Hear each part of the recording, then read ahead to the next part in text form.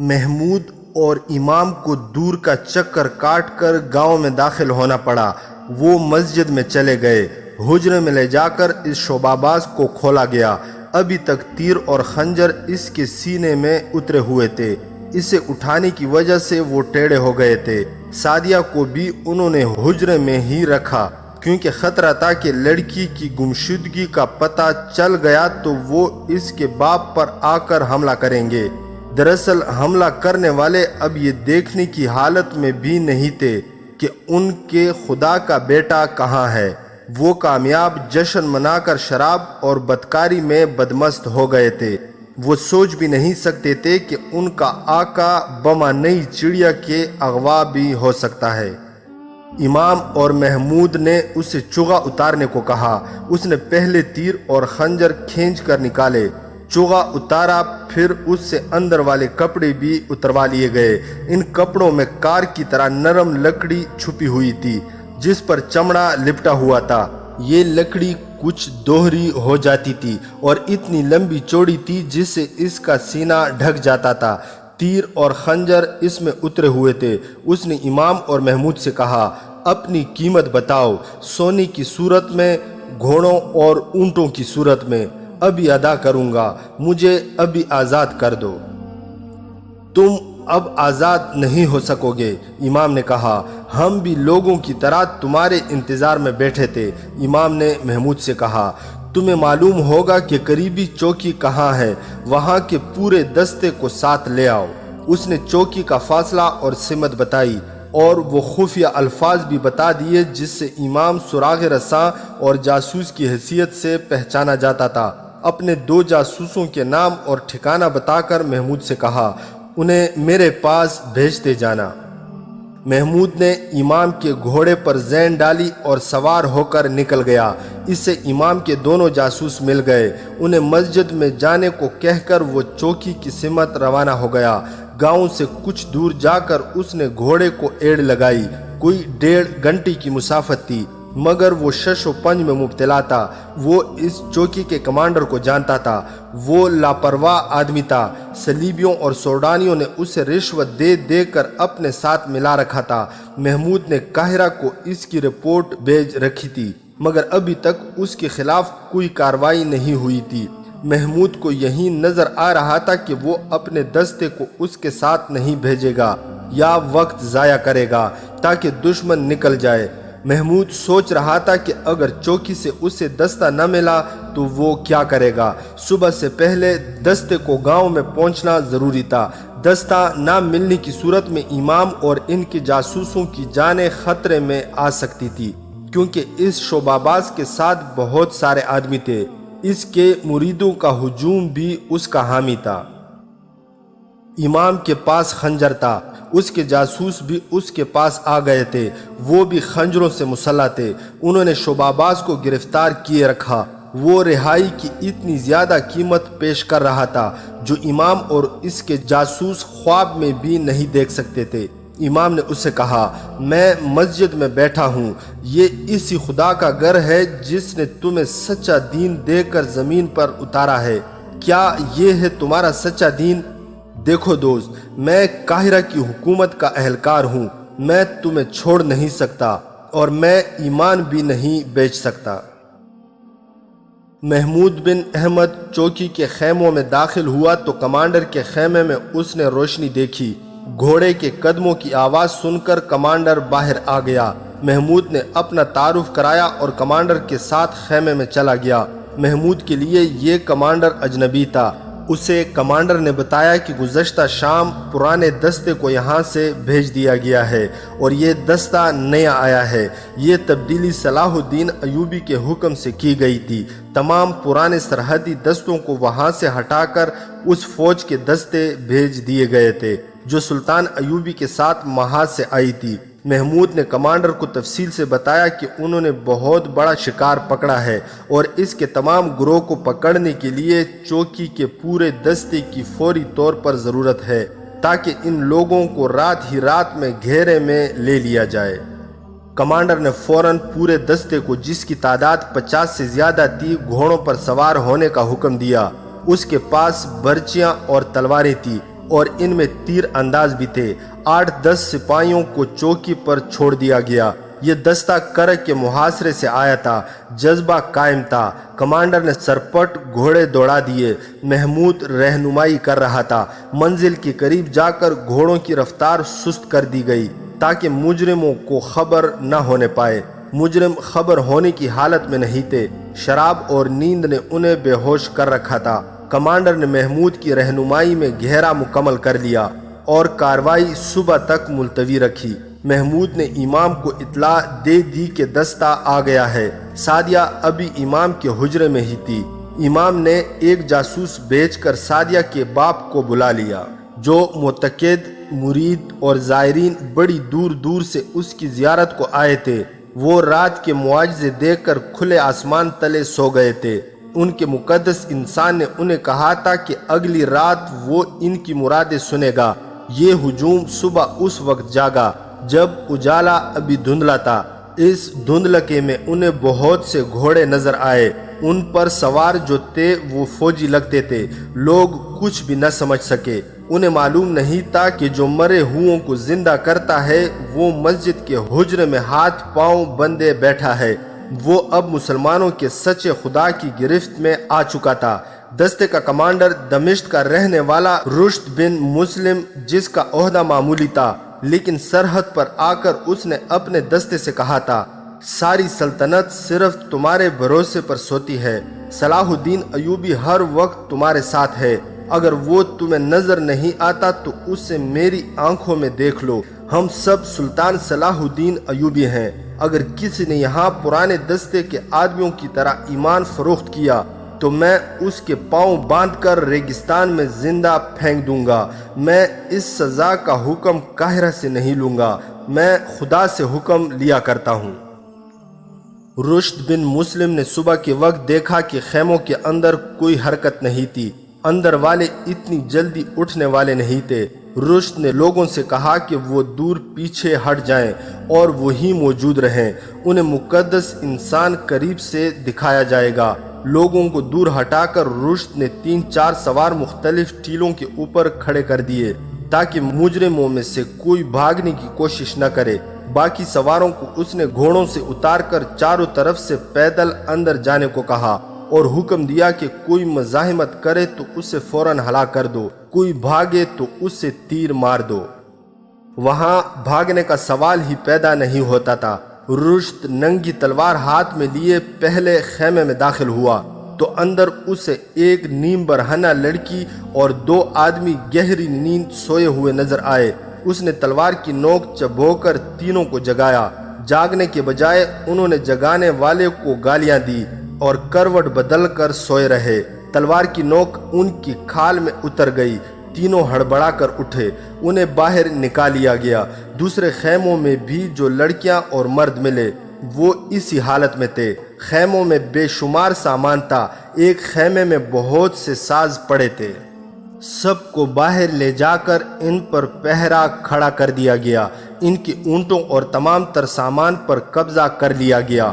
امام رشد بن مسلم کے ساتھ تھا۔ وہ اس آدمی کو اپنے حجرے میں سے لے آیا جو اپنے آپ کو خدا کے بیٹے کا بیٹا کہتا تھا۔ اس کے ہاتھ پیٹھ پیچھے بندھے تھے۔ اسے اسی جگہ کھڑا کیا گیا جہاں رات اس نے معجزے دکھائے تھے۔ پیچھے پردے لگے ہوئے تھے۔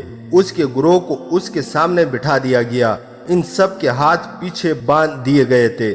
وہ ساز ان کے قریب رکھ دیے گئے جو ایک خیمے سے برآمد ہوئے تھے۔ امام نے لوگوں کو آگے آنے کو کہا۔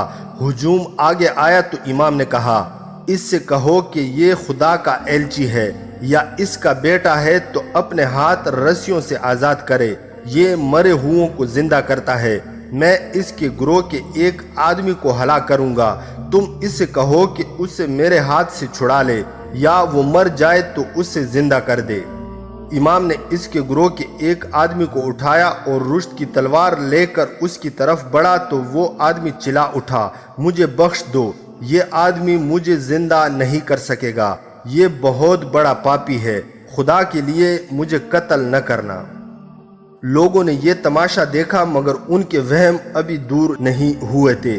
امام اس آدمی کا چگا اور کپڑے بھی ساتھ لے آیا تھا، نرم لکڑی بھی ساتھ تھی۔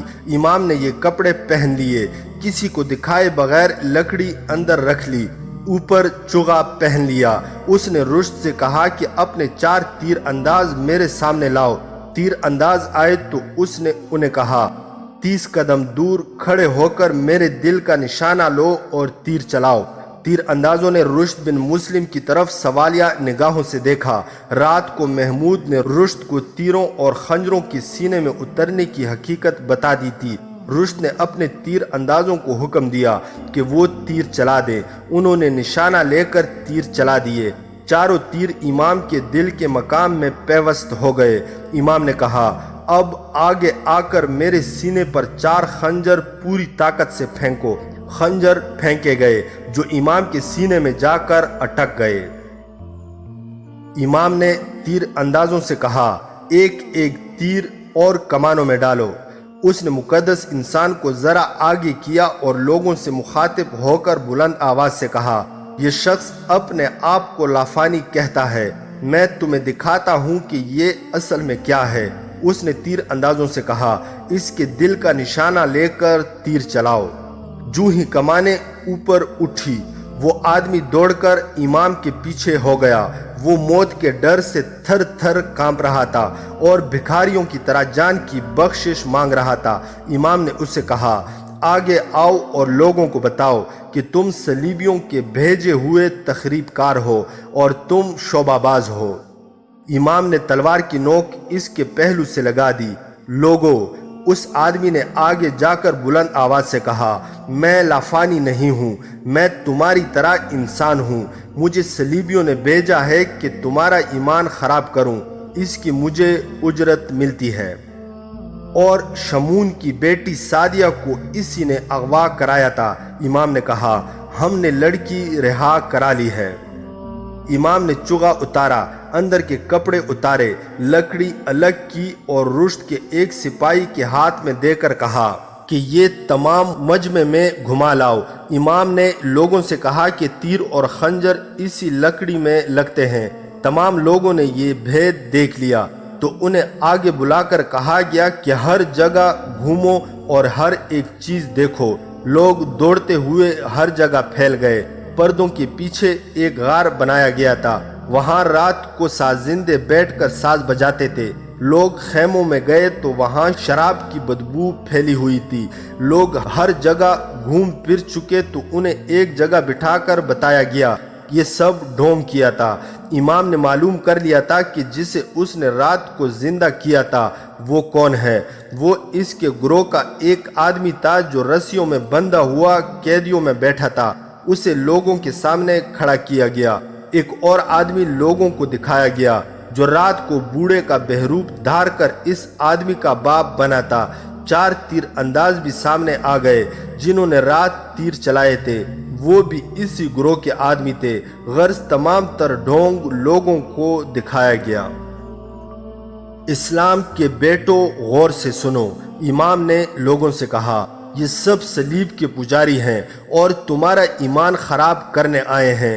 تم جانتے ہو کہ کوئی انسان کسی انسان کو زندہ نہیں کر سکتا، خود خدا کسی مرے ہوئے کو زندہ نہیں کرتا، کیونکہ خدائے ذوالجلال اپنے بنائے ہوئے قانون کا پابند ہے۔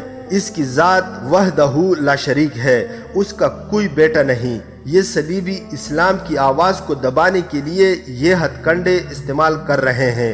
یہ باطل کے پجاری تمہارے ایمان اور جذبے سے اور تمہاری تلوار سے ڈرتے ہیں، تمہارا مقابلہ میدان میں نہیں کر سکتے، اس لیے یہ دلکش طریقے اختیار کر کے تمہارے دلوں میں وہم اور وسوسے ڈال رہے ہیں تاکہ تم اسلام کے تحفظ کے لیے صلیب کے خلاف تلوار نہ اٹھاؤ۔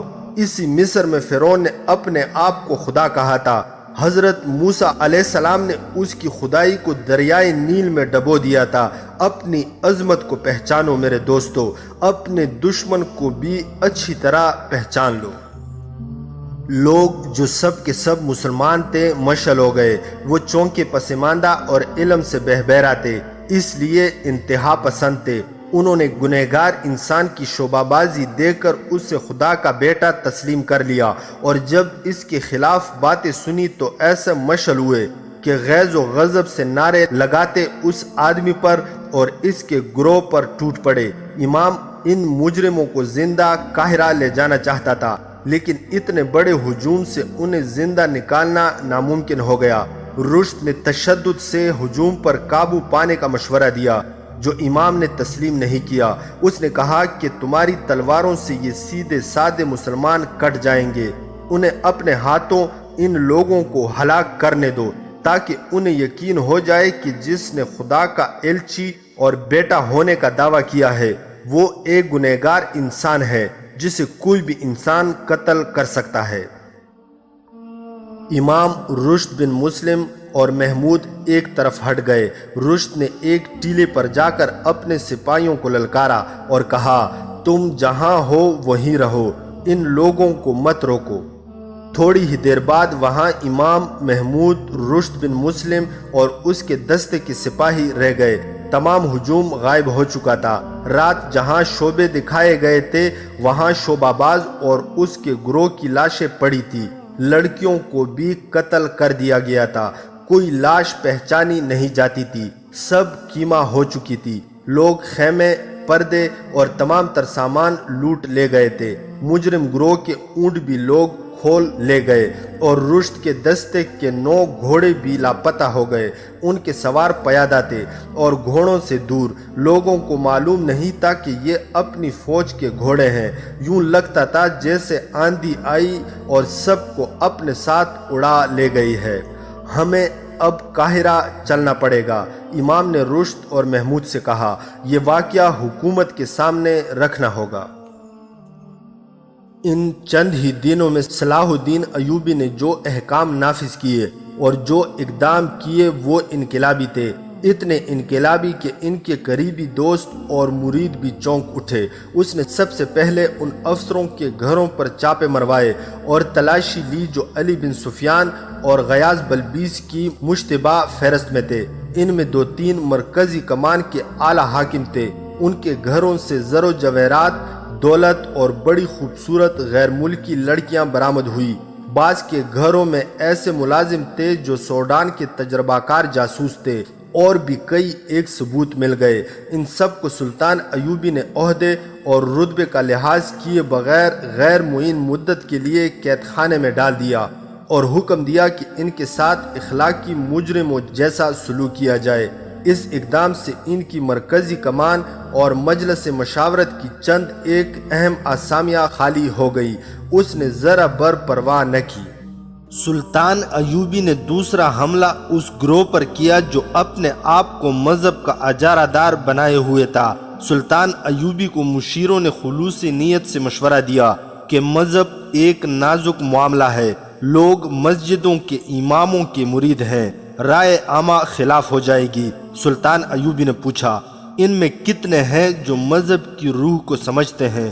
لوگ ان کے مرید صرف اس لیے بن گئے ہیں کہ ان کی ساری کوششیں اسی پر مرکوز ہیں کہ لوگ ان کے مرید بن جائیں۔ میں جانتا ہوں یہ امام اپنی عظمت قائم کرنے کے لیے لوگوں کو اصل مذہب سے بے بہرا رکھتے ہیں۔ قوم کی بہترین درسگاہ مسجد ہے۔ مسجد کی 4 دیواری میں بٹھا کر کسی کے کان میں ڈالی ہوئی کوئی بات روح تک اتر جاتی ہے۔ یہ مسجد کے تقدس کا اثر ہے، مگر یہاں مسجد کا استعمال غلط ہو رہا ہے۔ مسجدوں میں امام، پیر اور مرشد بنتے جا رہے ہیں۔ اگر میں نے مسجدوں میں باعمل عالم نہ رکھے تو کچھ عرصے بعد لوگ اماموں، پیروں اور مرشدوں کی پرستش کرنے لگیں گے۔ یہ بے علم اور بے عمل عالم اپنے آپ کو خدا اور اس کے بندوں کے درمیان رابطے کا ذریعہ بنا لیں گے اور اسلام کے زوال کا باعث بنیں گے۔ سلطان ایوبی نے اپنے ایک مفکر اور باعمل عالم زین الدین کو مشورے کے لیے بلایا۔ اس عالم نے اپنا جاسوسی کا ایک ذاتی نظام قائم کر رکھا تھا اور ایک بار اس نے صلیبیوں کی ایک بڑی ہی خطرناک سازش بے نقاب کر کے بہت سے آدمی گرفتار کرائے تھے۔ وہ مذہب کو اور مذہب میں جو تخریب کاری ہو رہی ہے اسے بہت اچھی طرح سمجھتا تھا۔ اس نے یہ کہہ کر سلطان ایوبی کا حوصلہ بڑھا دیا کہ اگر آج آپ مذہب کو تخریب کاری سے آزاد نہیں کریں گے تو کل آپ کو یہ حقیقت قبول کرنی پڑے گی کہ قوم آپ کی رہنمائی اور حکم کو قبول کرنے سے پہلے نام نہاد مذہبی پیشواؤں سے اجازت لیا کرے گی۔ اس وقت تک صلیبی مسلمانوں کے مذہبی نظریات میں توہم پرستی اور رسم و رواج کی ملاوٹ کر چکے ہیں۔ سلطان ایوبی نے فوری طور پر تحریری حکمنامہ نافذ کر دیا کہ زین الدین کی زیر نگرانی ملک کی تمام مسجدوں کے اماموں کی علمی اور معاشرتی جانچ پڑتال ہوگی اور نئے امام مقرر کیے جائیں گے۔ نئی اماموں کے تقرر کے لیے سلطان ایوبی نے جو شرائط لکھی ان میں امام کا عالم ہونے کے علاوہ فوجی یا سابق فوجی یا عسکری تربیت یافتہ ہونا ضروری قرار دے دیا۔ سلطان ایوبی فلسفہ جہاد اور عسکری جذبے کو مذہب اور مذہب سے الگ نہیں کرنا چاہتا تھا۔ اس نے ملک میں ایسے تمام کھیل تماشے اور تفریح کے ذرائع اور طریقے جرم قرار دے دیے جن میں جوئے بازی اور تخریبی سکون کا پہلو نکلتا تھا۔ اس کے حکم سے علی بن سفیان کے محکمے نے تفریح گاہوں اور ان کے زیر زمین حصوں پر چھاپے مارے جہاں سے اٹلی کے مصوروں کی بنائی ہوئی ننگی تصویریں برآمد ہوئی۔ بہت سے لوگ گرفتار کیے گئے جنہیں ملک دشمنی اور دشمن کا اعلی کار بننے کے الزام میں تمام عمر کے لیے تہ خانوں میں ڈال دیا گیا۔ اس کے بجائے سلطان ایوبی نے تیغ زنی، تیر اندازی، گھڑ سواری، بغیر ہتھیار لڑائی، کشتی جسے پنجہ آزمائی کہتے تھے اور ایسے ہی چند ایک کھیلوں کے مقابلوں کا سرکاری انتظام کر دیا۔ پہلے مقابلے میں خود گیا اور اول آنے والوں کو اعلیٰ نسل کے گھوڑے تک انعامیں دیے۔ اس نے درسگاہوں اور مسجدوں میں تعلیمی مقابلوں کا اہتمام کیا۔ سرحدی دستوں پر اس نے زیادہ توجہ دی تھی۔ اسے معلوم ہو چکا تھا کہ شہروں اور دارالحکومت سے دور رہنے والے لوگ نظریاتی تخریب کاری کا شکار جلدی ہوتے ہیں اور وہی سب سے پہلے دشمن کے حملے یا سرحدی جھڑپوں کی زد میں آتے ہیں۔ ان لوگوں کے نظریاتی اور جسمانی تحفظ کے لیے اس نے خصوصی انتظامات کیے۔ اس نے سرحدوں پر جو دستے بھیجے تھے ان کے کمانڈروں کو اس نے خود ہدایات دی اور بڑے ہی سخت احکام دیے تھے۔ یہ تمام کمانڈر جذبے اور ذہانت کے لحاظ سے ساری فوج میں منتخب کیے گئے تھے۔ رشد بن مسلم انہی میں سے تھا، جسے محمود کا اشارہ ملا کہ ایک تخریب کار پکڑا ہے تو وہ پورے کا پورا دستہ لے کر اٹھ دوڑا تھا۔ اگر پرانا کمانڈر ہوتا تو اس وقت صلیبیوں یا سوڈانیوں کی دی ہوئی شراب میں بدمست ہوتا اور تخریب کار اپنے سرغنہ کی رہائی کے لیے گاؤں میں تباہی پھیلا کر غائب ہو چکے ہوتے۔ اب رشد بن مسلم، محمود بن احمد اور امام جس کا نام یوسف بن آذر تھا اس کے کمرے میں بیٹھے اس شعبہ باز کی کہانی سنا رہے تھے جسے لوگ قتل کر چکے تھے۔ علی بن سفیان بھی موجود تھا۔ اس نے تینوں سے ساری واردات سن لی تھی اور سلطان ایوبی کے پاس لے گیا تھا۔ سلطان ایوبی خوش تھا کہ اتنی خطرناک نظریاتی یلغار کو ہمیشہ کے لیے ختم کر دیا گیا ہے، مگر علی بن سفیان نے کہا صرف یلغار ختم ہوئی ہے، اس کے اثرات ختم کرنے کے لیے لمبا عرصہ درکار ہے۔ مجھے جو تفصیل معلوم ہوئی ہے وہ یہ ہے کہ سرحدی دیہات سے ہمیں فوجی بھرتی نہیں مل رہی۔ سرحد کے ساتھ ساتھ رہنے والے لوگ سوڈانیوں کے دوست بن گئے ہیں، وہ امارت مصر کے خلاف ہو گئے ہیں، جہاد کا جذبہ ختم ہو چکا ہے، وہ لوگ غلہ اور مویشی ہمیں نہیں دیتے، سوڈانیوں کو بخوشی دیتے ہیں، مسجدیں ویران ہو گئی ہیں، لوگ توہم پرست ہو کر شعبہ باز پیروں وغیرہ کی پرستش کرنے لگے ہیں۔ ہمیں ان لوگوں کے ذہنوں کو اپنے صحیح راستے پر واپس لانے کے لیے باقاعدہ مہم شروع کرنی پڑے گی۔ اگر اس صلیبی شعبہ باز اور اس کے گروہ کو لوگ قتل نہ کر دیتے تو ہم اس سے سارے علاقے میں گھماتے پھراتے۔ سلطان ایوبی نے اپنے انقلابی احکامات میں سرحدی علاقوں کو خاص طور پر شامل کر رکھا تھا۔ اب اس نے اس طرف اور زیادہ توجہ دینے کا فیصلہ کیا۔ اس کے لیے سب سے زیادہ شدید سردردی یہ تھی کہ تقی الدین اور اس کی فوج کو سوڈان سے نکالنا تھا۔ قاہرہ پہنچتے ہی وہ منصوبہ بندی میں مصروف ہو گیا تھا، راتوں کو سوتا بھی نہیں تھا۔ وہ خود سوڈان کے محاذ پر نہیں جا سکتا تھا کیونکہ مصر کے اندرونی حالات اس کی توجہ کے محتاج تھے۔ اس نے قاہرہ میں آ کر تقی الدین کو یہ اطلاع دینے کے لیے کہ وہ قاہرہ آ گیا ہے ایک قاصد بھیج دیا تھا۔ قاصد واپس آ چکا تھا۔ اس نے بتایا تھا کہ تقی الدین کا جانی نقصان خاصا ہو چکا ہے اور کچھ نفری دشمن کے جھانسے میں آ کر یا جنگ کی صورتحال سے گھبرا کر ادھر ادھر بھاگ گئی ہے۔